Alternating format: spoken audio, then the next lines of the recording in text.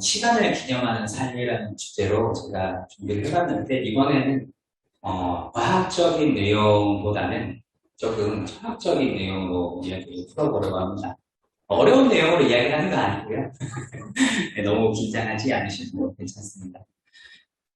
네, 이 시간이라고 하는 것은 사실 누구에게나 공평하게 주어져 있는 것이 바로 또 이 시간이라고 생각이 듭니다. 네, 돈이 많은 사람이나 없는 사람이나 잘 사는 나라에서 태어난 사람이나 그렇지 않은 사람이나 혹은 굉장히 어려운 시간을 보내고 있는 사람이나 즐거운 시간을 보내고 있는 사람이나 모든 사람에게 이 시간이라는 것은 동일하게 주어져 있습니다. 우리는 가끔은 나에게 닥친 이 시간이 굉장히 괴로울 때도 있습니다. 너무 이 시간이 괴롭고 슬프고 절망스럽고 아프기 때문에 얼른 이 시간이 지나면 좋겠다. 이 시간이 빨리 지나면 좋겠다라고 생각하는 때도 있습니다. 나에게 주어진 너무 그 어려운 의무나 책임이나 혹은 무거운 내용들 때문에 혹은 상처 입은 내용들 때문에 이 시간을 없었던 것으로 했으면 좋겠다. 없어졌으면 좋겠다. 혹은 10년, 20년 뒤에 그 과정이 없어졌으면 좋겠다. 그런 생각을 우리는 또 하기는 합니다. 또는 우리가 정말 인상적인, 정말 뭔가 내 인생에 두 번 다시 찾아오지 않는 그런 특별한 순간을 맞이하기도 하죠. 그런 시간을 맞이하면, 그런 장소에 가게 되면, 그런 사람을 만나게 되면 마음이 어떻습니까? 이 시간이 영원히 지속되면 좋겠다. 이 시간이 계속해서 이어졌으면 좋겠다. 또 그런 생각을 하고는 합니다. 우리에게 주어진 이 시간이라는 것은 누구에게나 공평하고 나 자신에게 주어진 시간도 언제나 그 시간이라는 것은 끊임없이 이렇게 기다려주지 않는 법이지만 우리는 그 시간에 대해서 때로는 뛰어넘고 싶고 때로는 이 시간이 계속 지속이 되면 좋겠다. 네, 그런 마음을 갖고는 합니다. 네, 고대 그리스에서는 이 시간에 대해서 두 가지를 이야기하고 있습니다. 이게 지금 현대 우리에게 있어서도 여러 가지 큰 의미가 있다는 생각이 들어서 오늘 이거에 대해서 조금 소개를 해드리고자 합니다. 먼저 첫 번째는 크로노스의 시간이라는 개념이에요. 이거는 무엇이냐면 시간이라는 거는 과거, 현재, 미래를 거쳐서 흘러가는 것이다. 내가 태어나거나 죽거나 혹은 내가 존재하거나 존재하지 않거나 내가 그 시간을 붙들어 매고 싶거나 혹은 보내고 싶거나 내 마음과 관계없이 내 삶과 관계없이 끊임없이 흘러가는 시간의 개념입니다. 그리고 카이로스의 시간이라는 개념을 또 이야기하고 있습니다. 이 카이로스의 시간이라는 개념은요, 내 삶 속에 어떤 특별한 의미, 특별한 사건을 놓고서 그 시간을 인식하는 개념입니다.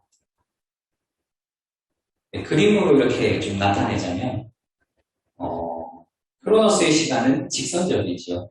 한 방향을 놓고 직선적으로 흘러가는 시간이고, 카이로스의 시간은 이렇게 나선형을 가지고 어떤 특별한 패턴, 특별한 의미의 그 반복이랄까요? 그런 어떤 연장선에서의 시간을 의미합니다. 네, 그래서 우리는 이 두 가지의 시간의 개념을 고대 그리스에서부터 발생된 개념이지만 지금 현대인들도 사실 이 두 가지 시간을 살아가고 있다는 생각이 듭니다. 크로노스의 시간을 살아가는 사람은 내 마음속에 크로노스의 시간적 개념이 많은 사람은요, 시간이라는 것이 나에게 주어진 어떤 자원입니다.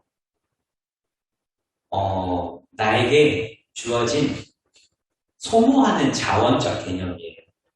내가 이 시간을 끊임없이 그 시간에 맞게, 목적에 맞게 보내야 그 시간을 낭비하지 않는다라는 개념이 여기서 나오거든요. 나에게 24시간이 주어져 있는데 그 24시간 동안 나는 몇 분 동안 무엇을 하고 몇 시간 동안 무엇을 하고 이 시간을 어떻게 활용하는가에 대한 양적 개념이 바로 이 크로노스의 시간적 개념과 같은 뿌리를 두고 있는 의미라고 할 수 있어요. 그런데 이 크로노스의 시간적 개념은 사실 우리 현대인들에게 있어서는 굉장히 익숙한 개념입니다. 언제 몇 시, 몇 분, 몇 초에 어디서 만나자. 몇 분, 몇 시간 동안 무엇을 하자. 이런 개념 굉장히 익숙하지 않으십니까? 누군가 약속을 잡거나 내 계획을 세울 때 꼭 필요한 개념일 수 있죠. 그런데 이 크로노스의 시간에 대한 개념이 우리 머릿속에서 카이로스의 시간적 개념보다 많다면 우리는 이 시간을 보내는 나의 마음은 결국에는 자원을 소모해갖고 자원에 대한 안타까운 아쉬움을 많이 느낄 수밖에 없습니다. 나에게 주어진 시간이라는 것은 한정적이고 또 그 시간은 두 번 다시 보낸 시간 돌아오지 않는 법이기 때문에. 그런데 카이로스의 시간적 개념은 이것은 좀 다른 개념을 이야기하고 있습니다. 뭐냐면 여러분도 혹시 생일 축하하시나요? 생일 축하 다들 하시죠? 여러분들이 태어나서 뭐 20번째, 30번째, 40번째 생일을 맞이하셨다. 그러면 우리는 그날을 기념합니다. 한국에 또 그런 문화가 있죠. 60세가 되시면 또 70세가 되시면 그런 날을 또 특별하게 기념하는 의식들이 있습니다. 근데 우리는 왜 그 시간을 기념할까요? 사실 70년 전에, 60년 전에 그 순간, 내가 태어난 순간을 왜 60년이 지나서도 기념하죠? 내가 태어나고 있지 않잖아요. 60년이 지난 이후에. 똑같은 일이 반복되는 시간은 아니잖아요. 그렇지 않습니까?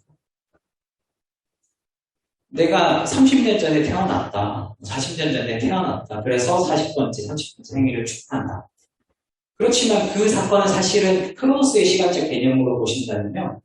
30년이 지나가 버린 과거의 사건에 불과합니다. 다시 돌아올 수 없는 이미 가치를 잃어버린 시간에 불과하죠. 그런데 우리는 그 날에 대한 의미를 기억하고 또 그 순간을 기억하고 또 기념하는 의식을 갖지 않습니까? 이것은 바로 카이로스의 시간적 개념이에요. 그러면은 이것도 어떻게 보면 우리에게 굉장히 친숙한 개념이지요.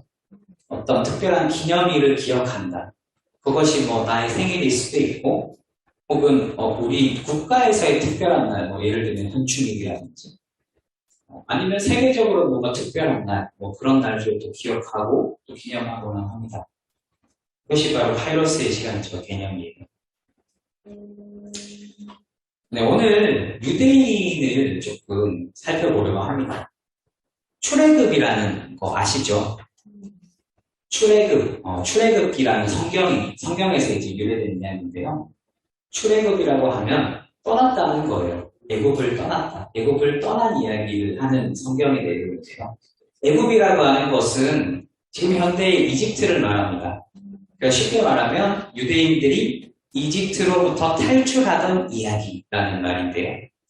그 이집트로부터 탈출하던 그 사건을 보면요.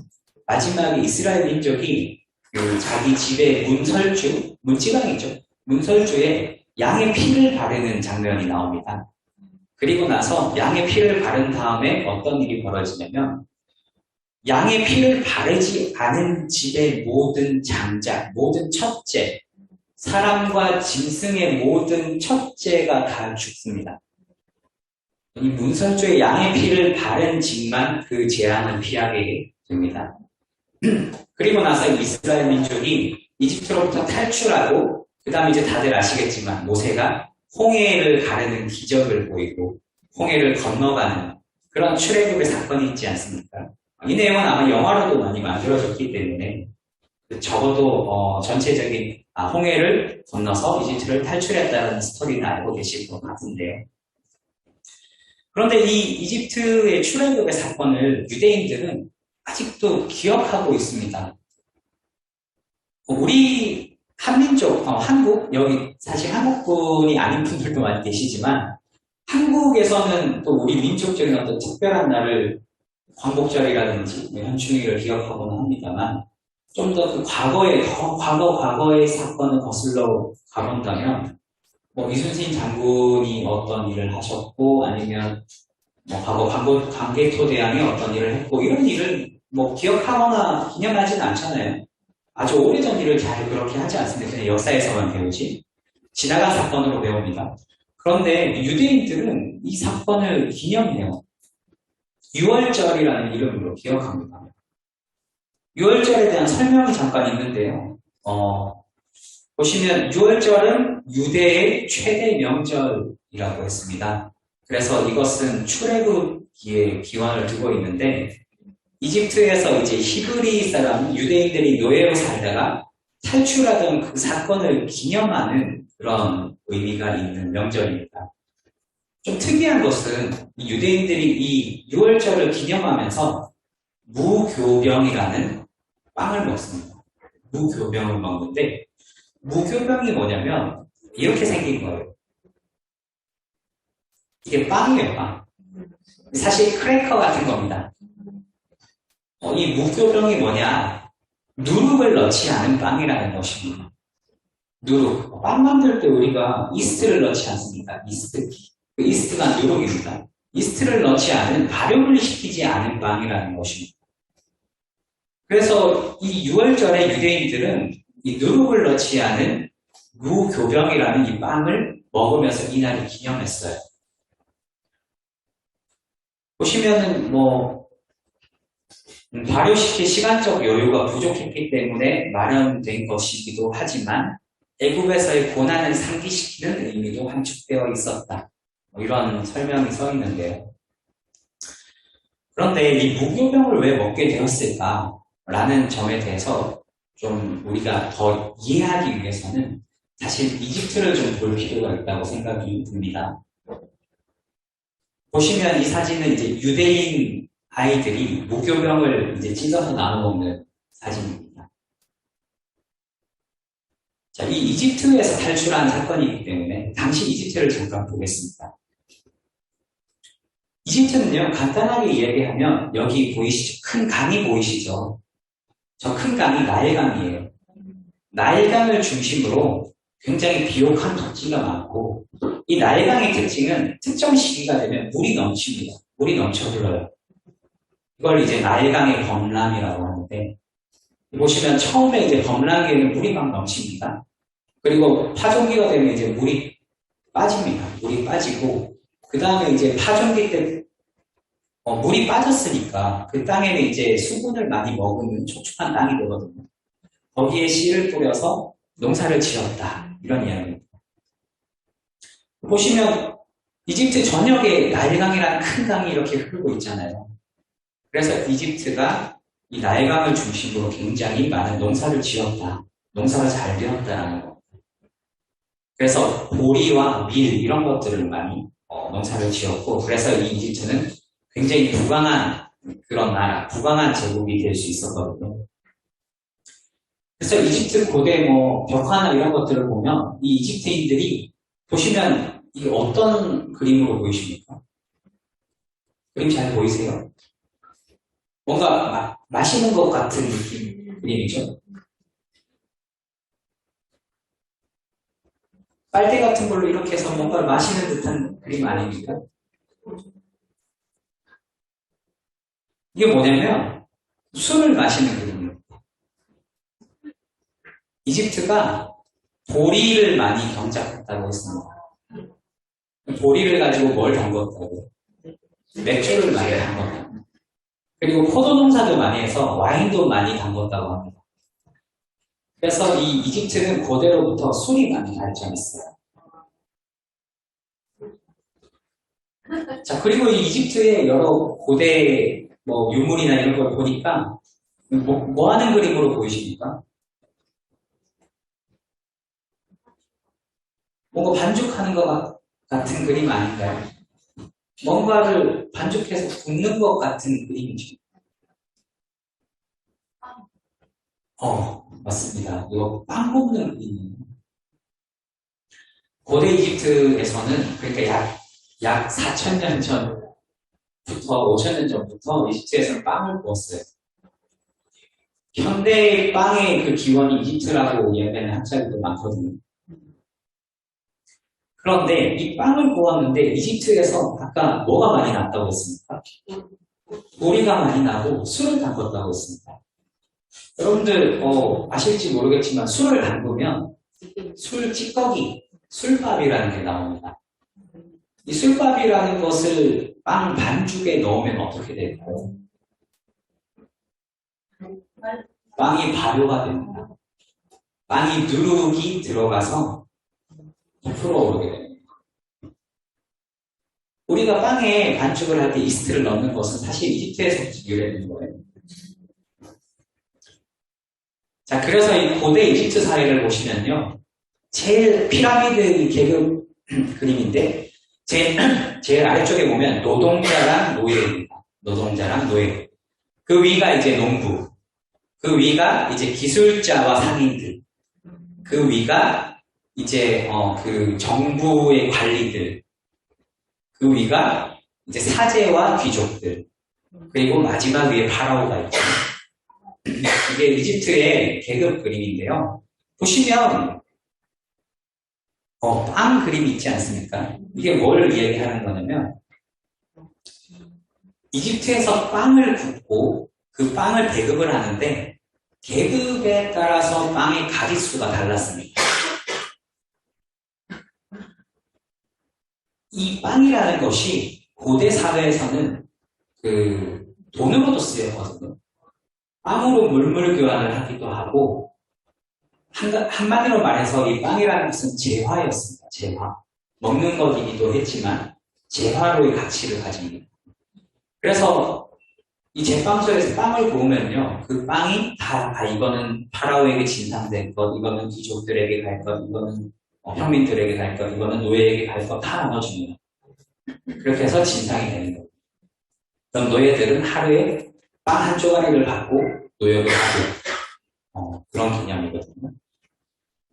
그래서 이 빵이라고 하는 것은 이집트 사회에 있어서 어떤 의미가 있냐면 계급 사회의 어떤 막강한 권력과 힘 그리고 이집트 문화가 녹아있는 정수라고 할 수도 있습니다.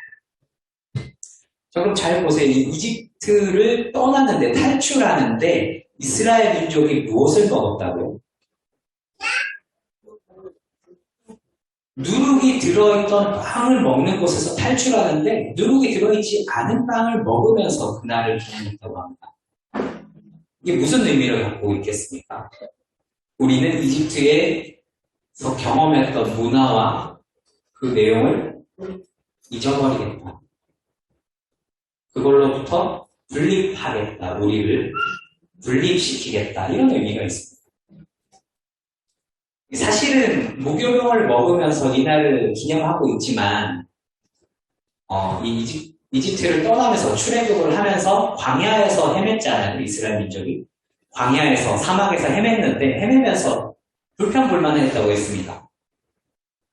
모세야 네가 어찌하여 우리를 여기에 이끌어서 우리를 죽게 만드느냐. 모세를 책망하면서 하나님에게 대한 불평불만을 터뜨리면서 우리가 이집트에서 있었더라면 거기서 뭐라도 더 먹을 수 있고 이런 고생을 안 해도 될 텐데 우리를 왜 이집트로부터 끌어내었느냐 이런 표현들이 성경에 많이 나옵니다. 그런데 이 이집트에서 떠난 이스라엘 민족에게 하나님은 무교병을 먹으면서 이 날을 기념하라고 하셨어요. 그런데 지금 현대에 이르러서도 유대인들은 이 유월절을 철저히 지킵니다. 철저히 지켜요. 심지어 예수님께서 십자가에 돌아가시고 부활하실 때도 사실 유월절 절기 때였거든요. 유대인들 그리고 하나님의 어떤 섭리가 이 유월절이라는 날을 놓고 굉장히 특별한 의미를 갖고 있다는 것을 알 수 있습니다. 유대인들은 이 무교병을 먹으면서 유월절을 지키고 있는데 이날을 통해서 어떤 그 시간, 그 과거에 그 몇천 년 전에 일어났던 그 시간을 어떤 내용을 기억하고 그 시간을 기념하고 있을까요? 말씀선집 221번 이스라엘 민족이 출애굽할 때의 처지라는 말씀에서 가르치겠습니다. 하나님이 이스라엘 민족을 끌어낼 때 왜 이스라엘 사람들에게 양피를 문설주에 바르게 한 줄 알아요? 하나님이 살아있다는 것입니다. 애굽 사람의 장자를 전부 다 쳐 가르고 이러므로 말미암아 아이고 큰일 나겠다 하게 한 것입니다. 경각성을 높일 거라고요. 경각성보다도 일대의 협박이지 협박. 협박보다도 전부 다 완전히 깨끗하게 대이동을 할 수 있게끔 하기 위해서 발랐다는 걸 알아야 돼요. 그건 무슨 말인지 이해가 돼요? 무엇이야 없었겠나? 애굽 사람 사위가 없었겠나? 애굽 사람 종자가 없었겠나? 그런 일이 없으면 나오자마자 불평하게 되어 있습니다. 아, 자기 외삼촌, 외갓집 잘 사는데 거기가 있다 끌려 나온 사람들도 있고 별의별 사람들이 다 많거든. 나와가지고 대번에 일주일 이내에 문제가 벌어지는 것입니다. 그런 생각 안 해봤지요? 앞으로 이 한국의 경제 문제하고 남북의 문제가 청년들이 전부 다 퇴폐상에 물들어가지고 별의별 짓 다 벌어진다고요. 물결이 치는 것입니다. 그 다음에는 사람, 미세를 치는 것입니다. 아들, 딸 치는 것입니다. 그 다음에 자기 자신들을 전부 다 치는 것입니다. 라는 말씀인데요. 이 말씀을 보시면 그 당시 이스라엘 민족, 유대인들이 이 이집트 땅에 굉장히 오래 살았거든요. 430년 동안 살았거든요.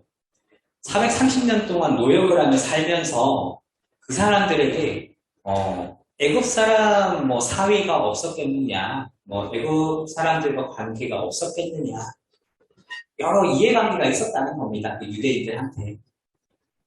이 사람들이 유대인들인지 이집트 사람인지 구별이 안 갈 정도로 많은 관련이 문화적으로 녹아 있었다는 겁니다. 그런 사람들에게 너의 삶의 터전을 모두 버리고 광야로 떠나라, 가나안 땅으로 떠나라라는 말이 얼마나 먹혀들겠습니까? 그래서 이 문설주의 피를 바르는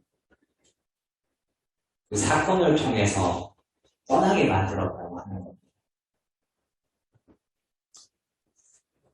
자, 그리고 이 마지막 말씀을 잘 보시면요. 앞으로 이 한국에 여러 문제가 생긴다. 이세를 치는 일이 생기고 나를 치는 일이 생긴다. 이렇게 말씀이 나와 있는데요.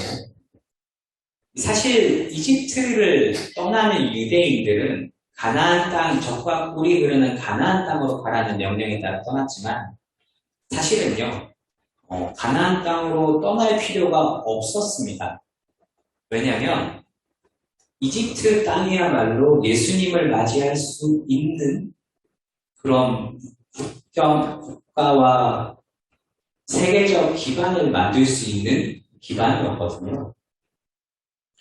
그런데 출애굽을 하게 된 것은 사실은 이 중심인물 모세가 그리고 이스라엘 민족이 하나님이 원하시는 그런 민족이 되지 못했고 그런 지도자가 되지 못했기 때문에 이 이집트를 하나님이 원하는 이스라엘 민족을 중심으로 하나 만들었어야 했는데 그러지 못했습니다. 그랬기 때문에 오히려 이 이스라엘 민족의 유대인들이 이집트인들에게 오히려 더 영향을 받고 그 문화에 따라가고 그 문화에 젖어 있는 이집트 문화를 더 좋아하는 그런 이스라엘 민족이었기 때문에 거기에서부터 꺼내신 것입니다. 거기에서부터 분립시킨 것입니다. 자, 아까 제가 이집트의 그 당시 상황 잠시 설명드렸잖아요. 그리고 이스라엘 민족이 이집트로부터 떠났을 때 어떤 불평불만을 했는지도 이야기했잖아요. 결국 이 이스라엘 민족 유대인들은 하나님의 문화, 하나님의 그 유대 문화보다 이집트의 문화와 문명과 거기서 경험했던 것들이 더 좋았다는 겁니다. 그것이 더 그리웠다는 거예요. 그래서 이집트에서 떠날 수밖에 없었다는 것입니다. 그리고 이 말씀을 잘 보십시오. 앞으로 한국에 문제가 벌어질 것이다라고 말씀하고 계십니다. 사실 우리가 이 한국을 하나님의 조국이라고 이야기하고 하나님이 그리고 메시아가 태어난 땅이라고 이야기를 합니다. 그렇지만 이 한국이 하나님이 원하시는 민족이 되어갈 수 없다면 그런 문화를 만들어 가지 않고 오히려 사탄이 원하는 문화가 이 땅에 자리 잡게 된다면 하나님은 또다시 출애굽을 명령할지도 모릅니다. 그때가 되면 어떻게 하시겠습니까? 우리의 삶의 터전을, 우리의 인간관계를, 우리가 갖고 있는 모든 읽어놓은 그 내용을 다 버리고 떠날 수 있으시겠습니까?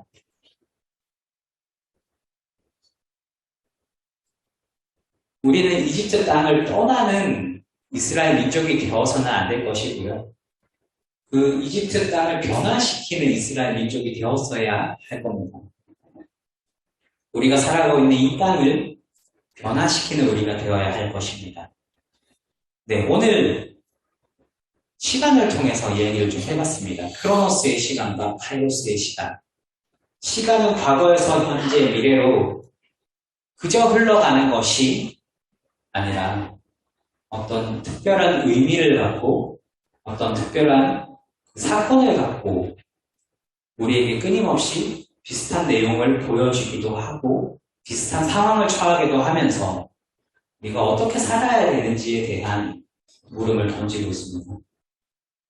유대인들은 어떤 시간을 기념하고 있습니까? 그 조상님들이 보냈던 과거의 몇천 년 전의 그 사건을 통해서 무엇을 보고 있을까요?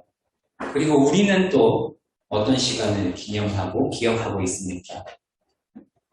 우리는 원리를 통해서 혹은 말씀을 통해서 혹은 참부모님을 통해서 하나님이 어떻게 이 인류를 구원해 나오기 위해 수고해 오셨는지를 배웠습니다. 그리고 이 한민족을 통해서 혹은 일본과 한국과 미국과 이 주변의 모든 나라와 또 이 세계를 통해서 어떤 섭리를 이끌어가고 싶으신지를 배워왔어요. 지금도 말씀하고 계십니다. 그러면 우리는 그런 어떤 특별한 의미와 특별한 섭리 속에서 무엇을 기억하고 무엇을 기념해야 될까요? 크로노스의 시간보다 카이로스의 시간을 살아갈 때 우리의 삶은 보다 의미와 가치로 넘치게 됩니다. 네, 그저 하루하루를 내가 무엇을 해야 하는지 몇 분, 몇 초, 몇 시간을 어떻게 보내야 하는지에 대해서만 생각하지 말고 우리가 보내고 있는 이 시간의 의미, 지금 당장 내게 닫혀있는 이 시간이 얼마나 나에게 가치 있고 의미 있는 것인가를 생각하는 카이로스 시간을 보내면 보낼수록 그 삶은 더 큰 의미와 더 큰 가치가 넘치게 되겠죠. 동시에 하늘 부모님이 나를 통해서 주시는 시간을 통해서 어떤 시간을 보내기를 원하시는가 그런 부분들을 또 이 시간의 의미를 통해서 생각해 보시는 시간이 되시면 좋겠습니다. 다 함께 보고드리겠습니다. 고맙고 감사하신 하늘 부모님, 천지 참 부모님